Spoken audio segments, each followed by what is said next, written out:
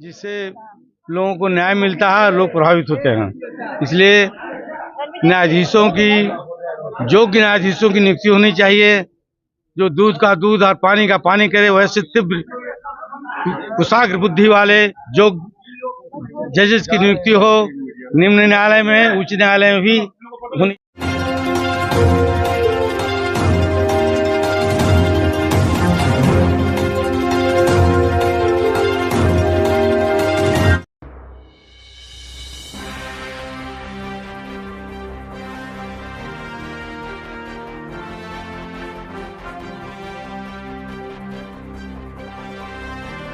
दिलाने की प्रक्रिया में न्यायाधीशों की भूमिका भी बहुत अहम है और न्यायाधीश ही अंतिम निर्णय देते हैं, जिससे लोगों को न्याय मिलता है, लोग प्रभावित होते हैं। इसलिए न्यायाधीशों की योग्य न्यायाधीशों की नियुक्ति होनी चाहिए, जो दूध का दूध और पानी का पानी करे। वैसे तीव्र कुशाग्र बुद्धि वाले जो जजेस की नियुक्ति हो, निम्न न्यायालय में, उच्च न्यायालय में भी होनी चाहिए। और संख्या उनकी जो न्यायाधीशों की संख्या है, पॉपुलेशन की जनसंख्या के अनुपात में और बढ़ना चाहिए। भारत की जनसंख्या बहुत काफी है, उस जनसंख्या अनुपात में न्यायाधीशों की संख्या बहुत कम है। साथ साथ इंफ्रास्ट्रक्चर भी कमी है, बिल्डिंग्स की कमी है और भी फैसिलिटी की कमी है, जो होना चाहिए, मिलना चाहिए न्यायाधीशों की, जिसमें कि तुरंत न्याय दिला सकें। कंप्यूटराइजेशन होने की कमी है, हर जगह कंप्यूटराइज अभी नहीं हुआ है, हर कोर्ट कंप्यूटराइजेशन होना जरूरी है, डिजिटल होना चाहिए, तब जाकर के और तुरंत न्याय हो सकेगा। न्यायाधीशों की ट्रेनिंग भी होनी चाहिए अच्छी।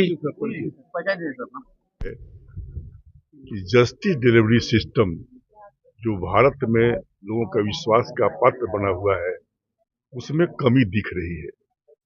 जस्टिस डिलीवरी सिस्टम जब कभी बाधित होता है देश में, तो उसके बाद खूनी क्रांति का नौबत रहता है, क्योंकि आजकल आम तौर पर व्यवस्थापिका के प्रति और कार्यपालिका के प्रति जनमानस का विश्वास घटता दिखता है। एक विश्वास टिका हुआ है, चाहे वो चोर हो, डाकू हो, ईमानदार हो, साधु हो, नेता हो, अभिनेता हो, सबका मन टिका है न्यायालय पर।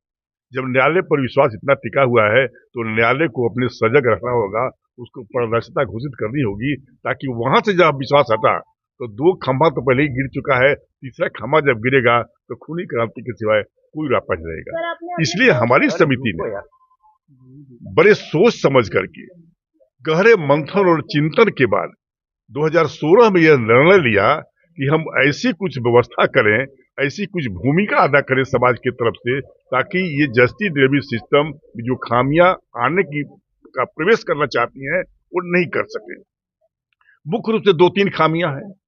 ये खामी है, जैसा कि हमारे न्यायार्थी प्रकोष्ठ के प्रदेश अध्यक्ष प्रेम कुमार जी ने कहा कि साहब, न्यायार्थियों के लिए न्यायालय में कोई जगह ही नहीं है।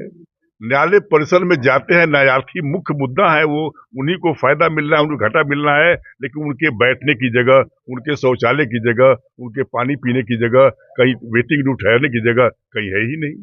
दूसरी समस्या जबरदस्त होती है कि साहब, न्यायालय में विलंब ज्यादा होता है न्याय मिलने में, इससे लोगों को खर्च भी आता है, असंतोष भी बढ़ जाता है। और तीसरी स्थिति बनती है कि इसके पीछे कारण क्या है। तो हम लोगों ने जो कारण ढूंढा है, तो कभी कभी लिटिगेंट जो होते हैं, जो कभी कभी न्यायार्थी होते हैं, वो आरोप लगा दिया करते हैं गांव में, जवार में जाकर के, कि भाई जज साहब, वकील साहब लोग मिल करके इतना लेट डालते हैं हम लोगों को कि हम परेशान हो जाते हैं। लेकिन सच्चाई कुछ और है। जज साहब को भी डेट डालने में लाचारी है, वकील साहब को मांगने में लाचारी है, क्योंकि प्रक्रिया जो है आपके यहाँ कानून का, वो प्रक्रिया बड़ा जटिल है। उसी प्रक्रिया को सुधार करने के लिए हमारी समिति की तरफ से बार बार मांगे आ रही थी कि साहब, अपना कानून हो। ये कानून हमारा 1860 का था, ये पुराना कानून था, अंग्रेज का बनाया हुआ था, इसे नया बनाया जाए। नया तो रूप मोदी जी ने देने का प्रयास किया जरूर, लेकिन हम लोग जो लॉ जानने वाले हैं, वो संतुष्ट हो नहीं पा रहे उससे, क्योंकि कानून में जो बदलाव आए हैं, जो भी अभी संसद से जो पास हुआ है, उसमें हम लोगों को लगता यही है कि बोतल का लेबल बदला, बाकी अंदर शराब का मात्रा वही है, क्योंकि बातें वही रख दी गई और उसको और थोड़ा थोड़ा कहीं कहीं कठिन, कहीं कहीं कुछ सरल बनाने का प्रयास किया गया है। तो जितना होना चाहिए था सरलीकरण, जितना होना चाहिए त्वरित न्याय कैसे मिलेगा, इसका जो निराकरण होना चाहिए था, लगता है हर चीज का समावेश नहीं हुआ है। लेकिन धन्यवाद के पात्र हम इसलिए कहते हैं उनको, कम से कम दिमाग में जो ये चल रहा था 1860 आजादी के पहले से हम परतंत्र थे तब का कानून हमारे कपाल पर जो चल रहा था, ये कम से कम हटा कि 2023 कानून हम कह रहे हैं बीएनएस को, अब हम 23 में आ गए। तो 23 वाली बात से इतना बहुत धन्यवाद के पात्र लोग हैं कि उस दिमाग की मानसिकता को हटाया उन्होंने अंग्रेजों से, लेकिन बदल कर नहीं पाए। हमारी समिति ये बात करना चाह रही है कि न्यायपालिका की गरिमा बरकरार रहे, इसके लिए तीनों विंगों की समस्याओं के समाधान की दिशा में हम पहल ढूंढे, और पहल ढूंढ कर हमने मांग तैयार किया है। उस मांग में 25 सूत्री मांग हमारी है, जिस मांग की कॉपी हम आपको दे सकते हैं, सब पर बोल तो नहीं सकते समय अभाव के कारण। ये 25 जो है ये मुख्य मांगे हमारी यह भी है कि भारत सरकार हो या स्टेट की सरकार हो, वहां कानून बनाए जाते हैं। मुख्य काम क्या है विधायिका का? कानून बनाना। और दुर्भाग्य है इस देश का कि आज तक विधायिका में वकीलों को जो कानून जानते हैं, जो कानून के पंडित हैं, जो अच्छा कानून बना सकते हैं, अच्छा कानून समझा सकते हैं, उनका कहीं भी कोटा न पार्लियामेंट में है और न कहीं विधानमंडल में है। पता नहीं क्यों ये विधि जानने वाले को इस विधि वेता से अलग क्यों रखा गया। हमारी मांग यह भी है कि आप जो है सो वकीलों का कोटा निर्धारित कीजिए, ताकि वो कोटा के माध्यम से जा सके। हर वर्ग को आपने तो कोटा दिया है, आपने टीचर्स को दिया, अपने स्नातकों को दिया, आपने नाच गाना बजाने वाले को दिया, सांस्कृतिक वाले को दिया, सब लोगों को जब आपने कोटा दिया ही है, तो कानून जहां बनता है उस कानून के मंदिर में कानून के पंडित को क्यों रोका? भागीदारी चाहिए, इसलिए कि हम सही कानून बनाने में सहयोग आपका कर सके, हमारे ज्ञान साहब को लाभ मिल सके, ये प्रमुख मांग है। अब इसमें दूसरी मांग आ जाती है कि वैसी स्थिति में अधिवक्ता प्रोटेक्शन एंड कंपल्सन एक्ट की मांग की गई बहुत देर से।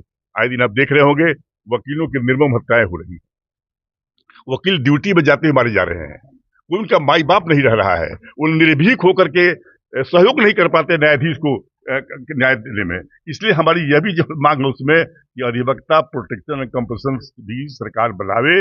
इस तरह से मांगे हमारी सुविधाओं के बारे में, उनकी जस्टिस डिलीवरी के बारे में यह भी है कि साहब जस्टिस डिलीवरी सिस्टम में न्यायपालिका में जो न्यायाधीशों की संख्या है, उतने मात्रा में संख्या पूरी नहीं हो पा रही है बहाली में। जो सरकार से यह भी मांग है कि उसकी पूर्ति करके और निश्चित तौर पर समय सीमा के अंदर त्वरित न्याय दिला सके, इसकी स्थिति करे। तो मिला जुला के 25 सूत्री मांगे जो हैं, वो मांगों के आधार पर हम बरसों से लड़ते आ रहे हैं। बहुत सारी संघर्ष उन्होंने किया है और बहुत सारी चीजें हम लोग को मिली भी हैं, और जो बाकी है वो मिलेंगी उम्मीद है। लेकिन लड़ना होगा, संगठन करना होगा। उसी के संबंध में विशिष्ट चर्चा के लिए हम लोगों ने 30 नवंबर 2024 को मुजफ्फरपुर जिला सभागार में एक दिवसीय महाधिवेशन का आयोजन किया है, जिसमें मुख्य अतिथि के रूप में हमारे माननीय उच्च न्यायालय पटना के अनिल कुमार सिन्हा साहब शिरकत कर रहे हैं, और सरकार के पक्ष से जो केंद्रीय मंत्री और प्रदेश के मंत्री आने वाले, जिनकी सहमति मिल चुकी है, कार्ड पर नाम भी